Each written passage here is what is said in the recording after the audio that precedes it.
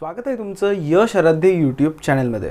मंडेपासून तुमचे कॉलेजेस चालू होत आहेत आणि जशी काल तुमची रिक्वेस्ट होती की आपले जे सब्जेक्ट्स आहेत त्याचं बेसिक काय आहे त्याचं इंट्रोडक्शन मला तुम्हाला आज द्यायचं आहे, जेणेकरून जेव्हा तुमचे कॉलेजेस चालू होतील तुम्ही आता 2 दिवसामध्ये थोडंफार त्याचं बेसिक समजून घ्याल किंवा येणाऱ्या वीकमध्ये फर्स्ट सेकंड वीकमध्ये नक्की आपल्याला या सब्जेक्टमध्ये काय करायचं आहे हे तुम्हाला माहीत असणार आहे। तर हे जे आहेत मी आज 5 सब्जेक्ट सिलेक्ट केलेत आणि उद्याच्या व्हिडिओमध्ये आपण वेगळे 5 सब्जेक्ट सिलेक्ट करूया। ॲक्च्युअली फर्स्ट इयरमध्ये तुम्हाला 10 सब्जेक्ट्स आहेत, ठीक आहे।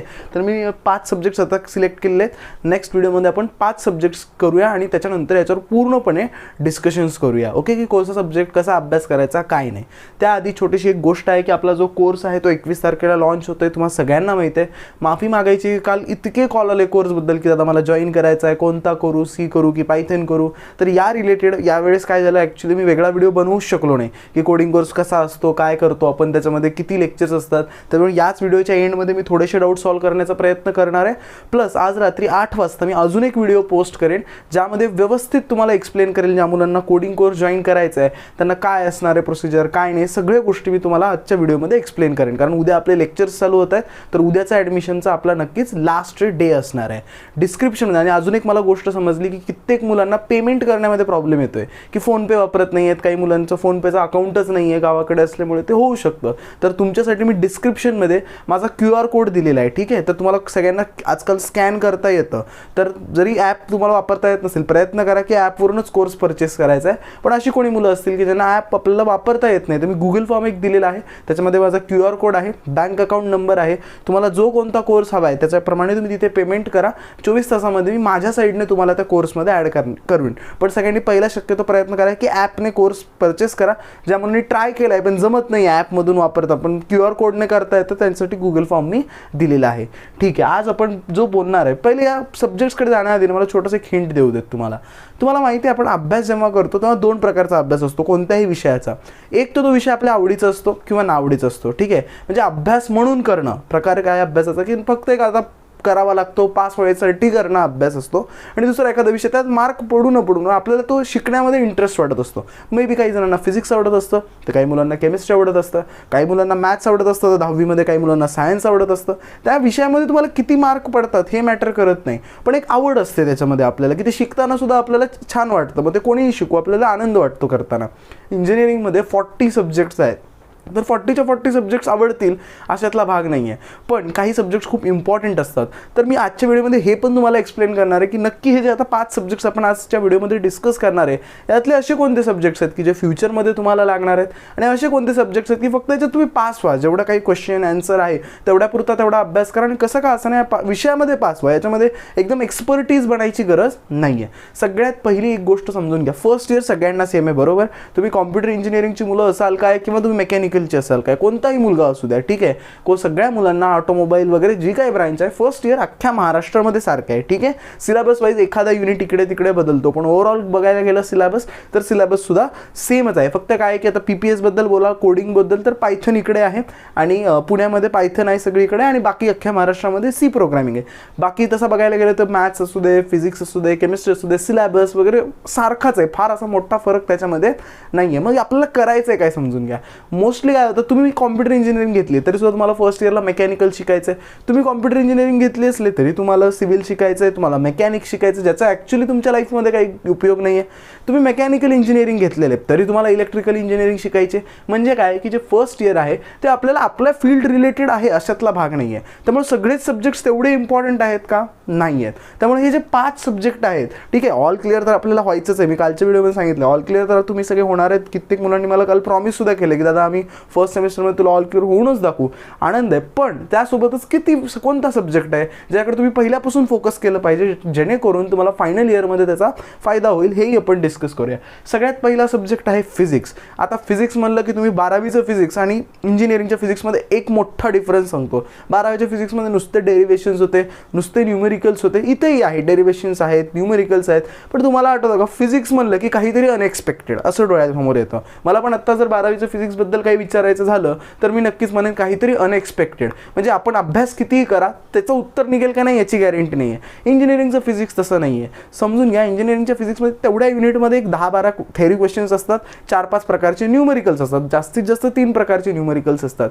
एकदा तुम्हाला त्याची कशी सोडवायची टेक्निक समजली की ते समजत असतं. पुस्तकाच्या बाहेरचे न्यूमरिकल्स सुद्धा येत नाहीत, आलं लक्षात. थोडेसे व्हॅल्यूज वगैरे चेंज करून येतात. तुम्ही असं एकदम म्हणजे बिंदास्त राहा फिजिक्सच्या बाबतीत सुद्धा. आणि तसं काही रोटेशनल मोशन किंवा एकदम किचकट फिजिक्स नसतं. काही टॉपिक्स खूप इंटरेस्टिंग आहे, जसं की लेझर कशी असते, काय असते, लेझरचे टाईप काय, खूप छान टॉपिक आहे. असं फिजिक्स एक म्हणजे ना तुम्ही घाबरायची काही गरज नाही. ओके, पण फक्त काय सुरुवातीपासून थोड्या त्याच्या कन्सेप्ट समजून घ्यायच्यात. मग फिजिक्स कोणत्या ब्रांचसाठी इम्पॉर्टंट आहे तसं बघायला गेलं तर शक्यतो इलेक्ट्रिकलसाठी थोडंसं त्याचा जास्त फायदा होऊ शकतो. ओव्हरऑल बघायला गेलं तर फिजिक्स जे आहे फर्स्ट इयरचं ते तुमच्या 4 वर्षामध्ये जास्त कुठं लागणारा पार्ट नाही आहे. मे बी ते कॉम्प्युटरची मुलं असू द्या, मेकॅनिकल, इलेक्ट्रिकल जास्त लागणार नाही. सो हा स्कोरिंग सब्जेक्ट तुम्ही पकडा, ठीक आहे. याचा तेवढा अभ्यास करा. असं की अख्खं पुस्तक मी करणार आहे, खूप समजून घेणार आहे, अशातला भाग नाही आहे. फिजिक्स प्रश्न उत्तर त्याचा पेपर पुरता अभ्यास जरी केला तरी हा सब्जेक्ट मी सजेशन देतोय, ठीक आहे. तुम्ही तुमची चॉईस आहे. माझं फक्त म्हणणं आहे की तुम्ही कुठे वेळ इन्व्हेस्ट करायचा ही गोष्टी शिकली पाहिजे. आता इथून 40 सब्जेक्ट आहेत, हर एक सब्जेक्टमध्ये वेळ इन्व्हेस्ट करू शकता का? 3 महिन्यामध्ये 5 विषय करायचे तर आपलं क्लासिफिकेशन व्यवस्थित पाहिजे. फिजिक्समध्ये स्कोर करायचं आहे, स्कोर करायचं नाही अशातला भाग नाही आहे. त्यात खूप वेळ द्यायचा नाही, कारण फ्युचरमध्ये याचा काही तुम्हाला पुढे लागणारी गोष्ट नाही. याच्या खूप डिटेलमध्ये जायचं आहे, मी रोटेशनल डायनामिक्स करतो, हे करतो, ते करतो, असं काही करू नका. जेवढ्या पुरतं सिलेबस आहे तेवढ्या पुरतं तिथल्या तिथे शिका. एखादा यूट्यूब व्हिडिओ बघा, RG लेक्चर्स, राहुल सरांचा कोर्स आहे. ज्यांना फिजिक्समध्ये अडचण येते त्यांनी तो कोर्स एनरोल करा. एकदम बेस्ट कोर्स आहे, सरांनी व्यवस्थित शिकवलेलं आहे, तुम्हाला त्याचा फायदाच होणार आहे. त्याच्यानंतर BEE इलेक्ट्रिकल. आता मला सांगा, इलेक्ट्रिकलचा फायदा कॉम्प्युटरच्या मुलांना काही होणार आहे का? किंवा मेकॅनिकलच्या मुलांना तरी खूप काही होणार आहे का? नाही. इलेक्ट्रिकलचा फायदा कोणाला होणार आहे? ज्यांची इलेक्ट्रिकल इंजिनिअरिंग आहे.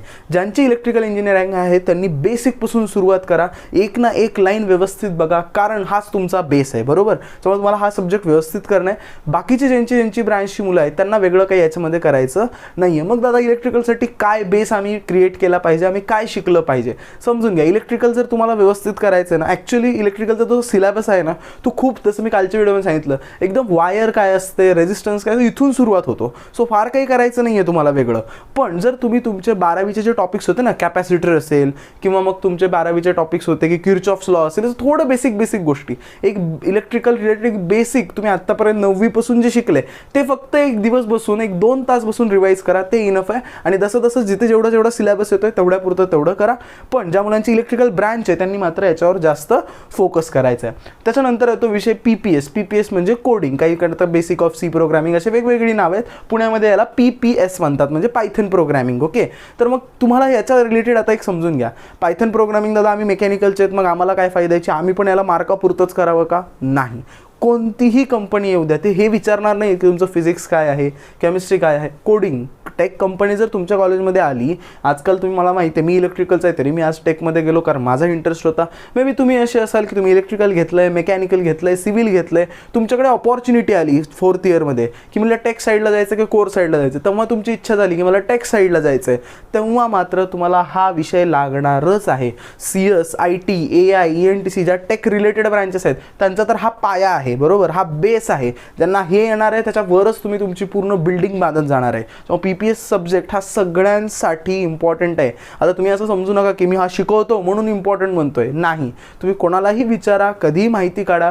प्लेसमेंटसाठी सगळ्यात, आता ऑफकोर्स टेक कंपनी आहे तर ती कशाला विचारतील तुम्हाला की इलेक्ट्रिकलचं वायर कुठे आपण वापरायचं आहे? नाही विचारणार ते तुम्हाला. ते नक्कीच विचारतील की कोड सांग, हे सांग, ते सांग. त्यामुळं नक्कीच हा विषय हलक्यात घेऊ नका, व्यवस्थित अभ्यास करा. मे बी तुम्ही माझ्या कोर्समध्ये असाल, तुम्हाला आधीपासून कोडिंग येत असेल किंवा नसाल, काहीही असू, कुठेही तुम्ही जिथे आहात, माझा व्हिडिओ बघताय, हे सब्जेक्ट मात्र अजिबात विसरायचा नाही आहे, व्यवस्थित करायचं आहे. त्याच्यानंतर बेसिक मेकॅनिकल इंजिनिअरिंग. आणि याच्यामध्ये सब्जेक्टमध्ये आहे काय पहिले समजून घ्या. कोडिंगमध्ये ना 2 प्रकार असतात, एक असतो थेरॉटिकल पार्ट, एक असतो coding part, logic development. Okay, theoretical part काय माहिती का, ॲक्च्युली सगळ्या लँग्वेजेसचा सेम असतो. ओके, फार काही त्यामध्ये डिफरन्स नसतो. पण मेन गोष्ट काय असते, लॉजिक बिल्डिंग ही मेन गोष्ट असते. जसंच की मॅथ्समध्ये 1 to 100 नंबर्स हे सगळ्यांनाच येत असतात, त्याच्यात काय अडचण नाही. मी तुम्हाला म्हणलं 1 ते 100 पर्यंत म्हणून दाखव, म्हणता येणार आहे ना.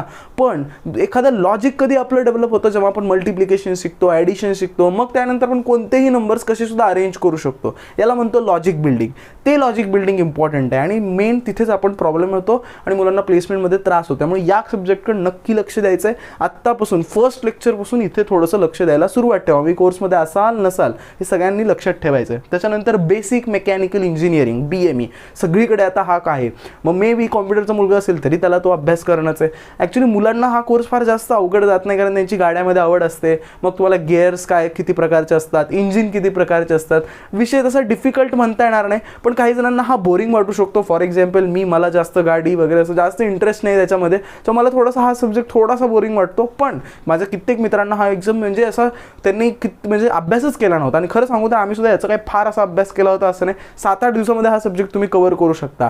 पण सुरुवातीला लेक्चर्समध्ये लक्ष द्या, मग काय या सब्जेक्टमध्ये समजून घ्या. ऑलमोस्ट जे तुमचं व्हेकल असतं त्यामधले कॉम्पोनंट्स असतील किंवा मोठ्या मोठ्या मशिनरीज आहेत, आजकाल फॅक्टरीज आहेत, मग त्याच्यामध्ये कोणते गिअर्स वापरले जातात, कोणत्या गोष्टी वापरल्या जातात, मग त्याची प्रोसेस काय असते, या अशा छोट्या छोट्या गोष्टीतून खूप इझी सब्जेक्ट आहे. म्हणजे याच्यामध्ये तुम्हाला घाबरण्यासारखं काहीच नाही आहे. थॉरटिकल पार्ट आहे पूर्ण आणि याच्यावर तुम्हाला लक्ष पण द्यायचं नाही. ज्यांचं मेकॅनिकल इंजिनिअरिंग आहे त्यांनी सोडून बाकी कोणी याच्यामध्ये लक्ष द्यायचं नाही आहे. लक्ष द्यायचं नाही आहे इन द सेन्स, पुन्हा सांगतो समजून घ्या वेळांनो, म्हणण्याचा उद्देश असा आहे की एक प्रकार असतो की अभ्यास मन लावून करणं, म्हणजे त्यातला एक ना एक लाईन वाचणं, एक ना एक पुस्तक वाचणं, कारण आपल्याला ते पुढे लागणार आहे. तसा प्रकारचा अभ्यास याला करायची गरज नाही आहे. जे काही क्वेश्चन्स आहेत, जे काही आन्सर्स आहेत, जेवढं परीक्षेला पडतं तेवढं जरी तुम्ही केलं तरी हा सब्जेक्ट इनफ आहे. त्याचं कारण काय की पुढे लागणार नाही आहे तुम्हाला, फक्त मेकॅनिकलच्या मुलांना हा जास्त करून सब्जेक्ट लागणार आहे. त्याच्यानंतर आला तुमचा M1. आता याच्यामध्ये 2 प्रकार पडतात, ठीक आहे. M1 म्हणलं की भीती, कारण तुम्हाला माहिती आहे सगळ्यात जास्त फेल्युअर कुठं असतात, सगळ्यात जास्त फर्स्ट इयरमध्ये बॅकलॉग एकतर M1ला असतात किंवा मेकॅनिक्सला असतात. मेकॅनिक्स काय असतो काय नाही मी उद्याच्या व्हिडिओमध्ये सांगेन, पण आज समजून घ्या M1 काय आहे. तुम्ही आत्तापर्यंत मॅथ्स शिकले, तसंच मॅथ्स आहे का हे नाही आहे. आत्तापर्यंत जे तुम्ही मॅथ्स शिकलं ना, जसं मी फिजिक्सला सांगितलं अनएक्सपेक्टेड याच्यात काही विचारलं जाणार नाही आहे. आणि मॅथ्समध्ये किती टॉपिक होते, प्रोबॅबिलिटी होतं, हे होतं ते होतं, इथे तेवढं नाही आहे. तुम्हाला सगळ्यांना मला वाटतं की पार्ट 2 थोडंसं डिफिकल्ट जात असेल. पार्ट 1 मधलं तुम्हाला आठवत असेल तर तुम्हाला मॅट्रायसिस होतं, बरोबर. प्रोबॅबिलिटी तुमचा पार्ट 2 मधला, फर्स्ट मधला मॅट्रायसिस हाच जास्त करून इम्पॉर्टंट आहे. आणि सेकंड मधला म्हणाल तर इंटिग्रेशन, डेरिव्हेशन, सगळ्यांनी काय असतं डेरिव्हेटिव्ह थोडंसं केलेलं असतं, बेसिक सगळ्यांनीच असतं. इंटिग्रेशन थोडंसं हार्ड जातं, डिफरन्शियल इक्वेशन तर केलेलंच नसतं. पण याच 3 गोष्टीवर तुमचं M1, M2 आणि M3 डिपेंड आहे. त्याच्यामुळं येत्या 2 ते 3 दिवसामध्ये मी तुम्हाला हे म्हणत नाही अख्खी एक्सरसाइज सोडवून काढा तुमच्या 12वीच्या बुकशी, एवढं काहीच करायची गरज नाही आहे. फक्त काय करा, एकदा तुमचे फॉर्म्युलेज रिवाईज करा, मग ते मॅट्रायसिस रिलेटेड असतील किंवा डेरिव्हेटिव्ज असतील. कंटिन्युटी चॅप्टर एक तुम्हाला होता 11th मध्ये, तो एक, आणि डेरिव्हेटिव्ज इंटिग्रेशन. मग आता दादा भीती वाटते की कसं जमणार आम्हाला 12वीतच नाही जमलं. मी स्वतः तुमच्यासमोर उदाहरण आहे की मला डेरिव्हेटिव्ह चांगला यायचं, जमायची मला डेरिव्हेटिव्ज काढता, पण इंटिग्रेशन वगैरे माझ्या म्हणजे मी तिथे जाऊन शिकलो त्या. तर तुम्ही नक्की शिकू शकता, तुमच्याकडे कोर्सेस आहेत. तुम्ही बघा स्वतःही शिकाय 2 ऑप्शन्स असतात, एक स्वतःही तुम्ही शिकू शकता किंवा तुम्ही एखादा कोर्स परचेस करू शकता. तुम्हाला जसं आवडेल तसं करा, पण त्याचं बेसिक्स क्लिअर करा कोणत्याही पद्धतीने. येत्या 5 ते 6 दिवसामध्ये लक्षात घ्या, इंजिनिअरिंगचा कोणताही शिक्षक काय विचार करत असतो की तुम्हाला येतंय, ते काय विचार करतात की तुम्हाला येतंय, तुम्ही 12वी करून आलेत, त्यांना हे माहीत नसतं की तुम्हाला डेरिव्हेटिव्हचा फॉर्म्युला येत नाही आहे किंवा इंटिग्रेशनचे बेसिक्स माहीत नाही आहेत. मग ते त्या कन्सिडरेशनने शिकवायला चालू करतात, बरोबर. तर हीच गोष्ट आपल्याला अवॉइड करायची की तर तुमचं बेसिक्स क्लिअर असेल ना, मग तिथून तुम्ही बरोबर ग्रिप घेऊ शकता. मग याच्यासाठी काय करायचं, थोडंसं रिवाईज करा. Continuity chapter, derivative chapter, differential chapter आणि डिफरन्शियल इक्वेशन आणि इंटिग्रेशन, ठीक आहे, डेफिनेट इंटिग्रेशन, हे 5. मग किती रिवाईज करायचं मी तुम्हाला सांगतो, 1 तास फक्त एका चॅप्टरला द्या. जेवढं 1 तासात रिवाईज होतं ना तेवढंच करावं लागणार आहे. अख्खे गणित सोडवायचे, एक सुद्धा गणित सोडवू नका, फक्त एकदा फॉर्म्युलेज कसे आलेत बघा, बेसिक नाही का. म्हणजे जर तो आपण चॅप्टर अभ्यासाला सुरुवात केला, त्याचे सुरुवातीचे 5-6 व्हिडिओ जरी तुम्ही बघितले ना, समजा दिनेश सर आहेत, महेश सर आहेत, यांचे 5-6 व्हिडिओ 12वीचे सुरुवातीचे एक बेसिक उगा ओव्हरव्ह्यू सॉल्व सुद्धा करू नका. एवढं जरी केलं ना तर तुम्ही याच्यामध्ये ग्रिप पकडू शकता. कारण एक लक्षात घ्या, M1 विषय काय इम्पॉर्टंट ठरतो, एक तर त्याचा फेल्युअर रेट जास्त आहे, कारण मुलांना मॅथ्सची भीती असते, तसं कोणी समजून सांगणारं भेटत नाही, बरोबर आहे. दुसरी गोष्ट म्हणजे प्रॉब्लेम काय होतं M1 रिलेटेड अजून एक महत्त्वाचा का बरं आहे, गेटमध्ये सगळ्यात जास्त वेटेज असणारा वन ऑफ दी सब्जेक्ट आहे. 13 मार्क्स याला आय थिंक गेटमध्ये वेटेज आहे M1 M2 M3चं. सो गेटमध्ये जरी तुम्ही इलेक्ट्रिकल करत असाल, मेकॅनिकल करत असाल, कोणताही तुमचं कोर ब्रांच असेल त्या ब्रांचला गेटमध्ये 15 मार्क्सचं वेटेज हे M1ला असतं, M2ला असतं आणि M3ला असतं. म्हणजे मॅथमॅटिक्स एक सेक्शन असतो तिथे.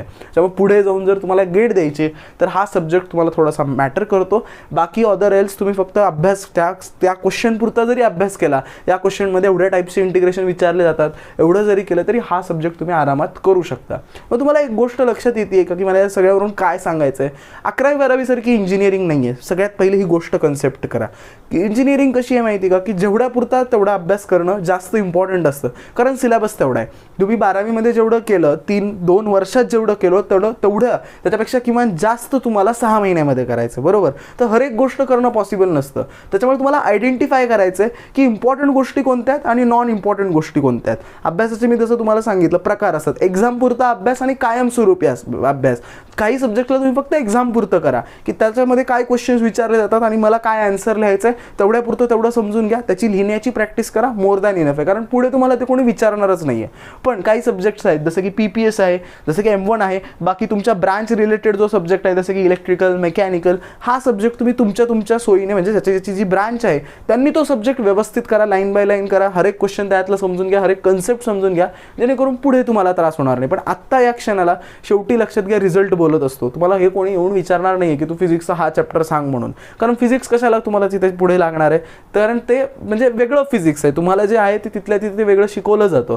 सो ही गोष्ट लक्षात ठेवा. थोडंसं मी जसं सांगितलंय तेवढं बेसिक्स तुमचे क्लिअर करा. आय होप तुम्हाला हे 5 सब्जेक्टबद्दल काय समजलं असेल, काय करायचं काय नाही ते पण समजले. उद्याच्या व्हिडिओमध्ये मी केमिस्ट्री, मेकॅनिक्स, इलेक्ट्रॉनिक्स याच्याबद्दल पण बोलेन आणि त्याच्याबद्दल तुम्हाला काय बेसिक प्रिपरेशन करायचं आहे हे सुद्धा सांगणार आहे. ॲक्च्युली कोडिंग कोर्स रिलेटेड मी वेगळा 8 वाजता रात्री व्हिडिओ पोस्ट करेन की नेमकं कसा कोडिंग कोर्स जॉईन करायचा, काय होणार आहे या बॅचमध्ये, शेड्यूल कसं असणार आहे, पेमेंट वगैरे सगळ्या गोष्टी. पण छोटे मोठे डाऊट 2-3 मी इथे लिहून ठेवले, ते क्लिअर करायचा प्रयत्न करतो. की लक्षात घ्या, मला तिथे 2 कोर्सेस दिसतात, एक आहे C, एक आहे पायथन. तर मी कोणता जॉईन केला पाहिजे. मी एक आयडिया देतो की बघा, युनिव्हर्सिटी जर तुमची महाराष्ट्रामधली पुणे असेल, ठीक आहे, तुमचं तुम्ही तुमच्या कॉलेजच्या वेबसाईटवर सिलेबस चेक करू शकता. जर तुमच्या सिलेबसमध्ये पायथन आहे, तसं पुण्यामध्ये सगळीकडे पायथन आहे, तर पायथन जॉईन करायचं आहे. जी मुलं पुण्याच्या बाहेरची आहेत त्यांनी C जॉईन करायचं आहे. त्यामध्ये एक गोष्ट काय लक्षात ठेवायची की जर तुम्हाला एक लक्षात घ्या, C प्रोग्रामिंग लँग्वेज असली काय आणि पायथन प्रोग्रामिंग लँग्वेज असली काय, दोन्ही इम्पॉर्टंट आहेत, बरोबर.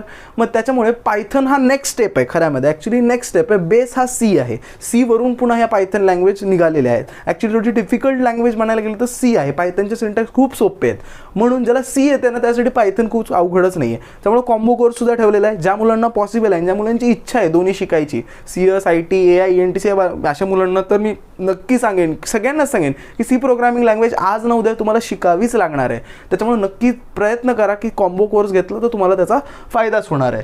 ड्युरेशन किती असणार आहे लक्षात घ्या, असं काही सेट ड्युरेशन नाही आहे. तुमचा जोपर्यंत पेपर होत नाही, एखादा मुलगा असेल ना, एक लक्षात घ्या, तुम्ही लेक्चर करा, मी तुमच्या पाठीशी आहे. एखाद्याचं असं होईल की तुमचं युनिव्हर्सिटी एक्झाम्स लेट होतील, 1 वर्षापेक्षा जास्त तुम्हाला हा कोर्स मे बी लागेल, तेव्हा सुद्धा मी तुम्हाला ते ॲक्सेस देणार आहे. फक्त तुम्ही अभ्यास केलेला पाहिजे. मला दिसतं की कोण किती व्हिडिओज बघतंय, किती वेळ बघतंय, काय नाही, मला सगळं दिसतं. त्यामुळे तुम्ही जर अभ्यास करत असाल तर या ड्युरेशनचा तुम्ही विचार करू नका, ठीक आहे. दिवसाला फक्त एक 20 ते 25 मिनिट तुम्हाला मला द्यायचे आहेत. बाकी सगळं मी तुमच्याकडून करून घेणार आहे. व्यवस्थित तुम्हाला मराठीमध्ये बेसिकपासून समजून सांगणार आहे. फक्त मला काय पाहिजे की दिवसातले 20 ते 25 मिनिट तुम्ही मला द्यायचे आहेत. आणि राहिला विषय, दादा आम्हाला सेम 2ला हा कोर्स आहे, तर मग काय आम्ही आत्ता घेऊन ठेवला तर चालेल का? हो, घेऊन ठेवला तर चालेल. इथून पुढे म्हणजे आजपासून, या नोव्हेंबरपासून मे बी नेक्स्ट नोव्हेंबरपर्यंत तुमच्याकडे हा कोर्स ऑलरेडी आहे. आणि इन केस सेमिस्टर चालू उशिरा झाल्यामुळे तुम्हाला अजून थोडा पुढे लागला, ते सुद्धा मी तुम्हाला एक्सटेंड करून देईन. फक्त तसा मुलगा पाहिजे, अभ्यास करण्याची त्याची तयारी पाहिजे, तेही मी एक्सटेंड करून देईन. त्याची काळजी करू नका. याचे फायदे आता तुम्हाला माहिती आहे, त्याच्यावर वेगळा मी व्हिडिओ बनवू. ॲक्च्युली कॉल मला उचलणं होत नाही एवढे, त्याच्यामुळे मी वेगळा व्हिडिओ बनवतो. या बेनिफिटवर आपण वेगळा व्हिडिओ बनवूया. आणि दादा अजून एक प्रश्न मला कंटिन्युअसली कॉलमध्ये विचारला होता, प्लेसमेंट गुरु काय आहे. लक्षात घ्या, मी तसं म्हणलं, अभ्यास करण्यामध्ये आपण काय करतो, थेरी, प्रश्न उत्तरे खूप मुलं पाठ करतील, पण शेवटी मी काय म्हणलं, लॉजिक डेव्हलप होणं जास्त गरजेचं आहे. तर प्लेसमेंट गुरुमधून माझा हाच प्रयत्न. गेल्या वर्षी आमच्याकडे प्लेसमेंट गुरु असा काही प्रकार नव्हता. ॲक्च्युली काय होतं, कॉलेजेसमध्ये सुरुवातीला 1-2-3 प्रोग्राम कंपायलरवर करून दाखवले जातात, नंतर कोणी बघत नाही की तुम्ही करताय नाही करताय. तर आम्ही काय आयडिया काढली आहे की 50 क्वेश्चन्स, तसं तर 40 आत्ता आमचे रेडी झालेले आहेत. 40 क्वेश्चन्स रोज तुम्हाला एक टार्गेट दिलं जाईल. बॅच 1ला मी द्यायला सुद्धा केलं आहे. सकाळी 10 10 वाजता क्वेश्चन पोस्ट होतो आणि नेक्स्ट डे सकाळी 10ला त्याचं सोल्युशन पोस्ट होतं. मग क्वेश्चन काय असतो की हा प्रोग्राम आहे तुम्ही बनवून बघा. तुमच्याकडे 24 आवर्स आहेत. जर तुम्हाला तो प्रोग्राम बनवायला जमला तर मस्तच आहे, आणि जर नाही जमला तर त्याचा व्हिडिओ सोल्युशन सुद्धा तुम्हाला भेटेल. ठीक आहे, मग तुम्ही तसं बघून थोडंसं लॉजिक डेव्हलप करून तुम्हाला ते समजायला लागेल. आय होप तुम्हाला हे सगळ्या गोष्टी समजल्या असतील. थोडे छोटे मोठे जे डाऊट राहिले आहेत, कसा कोर्स जॉईन करायचा काय नाही, सगळं मी एक आज रात्री 7-8 वाजता एक व्हिडिओ पोस्ट करतो. त्यामुळे वेगळा व्हिडिओ मी कोडिंग कोर्स रिलेटेड बनवतो, जेणेकरून तुमचे सगळे डाऊट्स क्लिअर होतील. आय होप या 5 सब्जेक्टमध्ये कुणाला महत्त्व द्यायचं आहे काय नाही हे तुमच्या लक्षात आलेलं आहे. कोडिंग कोर्सची एनरोलमेंट उद्यापर्यंत चालू आहे. ठीक आहे, एनरोलमेंट आता चालूच असणार आहे. मी थोडं तो उशिरा जॉईन झालं तरी चालेल 2-3 दिवसामध्ये. पण असं आहे की लेक्चर जो आहे तो आपला 21st येणार आहे मंडेला. सो माझी इच्छा आहे की त्याच्या आधी तुम्ही एनरोल झाले पाहिजे, जेणेकरून तुम्हाला पुढे म्हणजे सगळ्यांसोबत राहाल, उगीच मागे पडणार नाही. ॲक्च्युअली मी तुमची सगळ्यांची एनरोलमेंट बॅच 2 मध्ये सुद्धा करू शकत होतो. तिथे जरी सीट्स फुल असले तर आपण तिची बॅच करू शकत होतो कॉपी. पण काय होतं की एकदम 50 लेक्चर तुमच्या हातात दिले तर मला माहिती तुम्ही करणार नाही. त्यापेक्षा रोज मी तुम्हाला एक लेक्चर देत गेलो तर नक्की तुम्ही कराल असं मला वाटतंय. म्हणून आपण तिसरी बॅच लॉन्च केलेली, आणि याचे ॲडमिशन जसे फुल होतील तसे ॲडमिशन मला क्लोज करावे लागणार आहेत. आय होप सगळ्यांना गोष्टी समजल्या असतील. या 5 विषयामध्ये पुन्हा सांगतो, M1ला थोडंसं लक्ष द्यायचे, बेसिक्स आजच क्लिअर करून घ्या. इलेक्ट्रिकलचे बेसिक्स क्लिअर करून घ्या, आणि फिजिक्सचं सुद्धा बेसिक्स काही क्लिअर करायची तुम्हाला गरज नाही आहे. ठीक आहे, तर येत्या 2-3 दिवसामध्ये या 2 विषयाचे मात्र थोडंसं बेसिक्स एकदा ब्रशअप करून ठेवा. आय होप सगळ्यांना व्हिडिओ आवडला असेल. नेक्स्ट व्हिडिओ हवा आहे ना की आपल्याला नेक्स्ट कोणते 5 सब्जेक्ट कव्हर करायचे ते मला कमेंट सेक्शनमध्ये कळवायला विसरू नका. भेटूया आपण नेक्स्ट व्हिडिओमध्ये.